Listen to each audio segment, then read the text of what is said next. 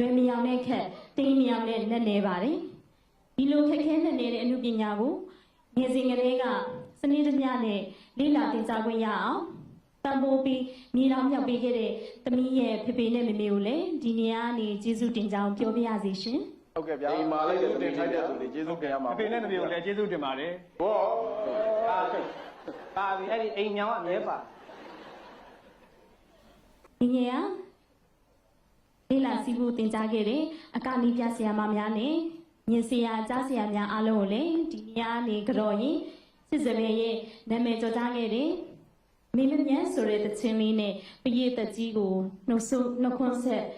ကြော်ပန်းဆင်ကျင်တာကတော့ဒီလိုပါကိုလိုရင်ကြားပါပါရဲ့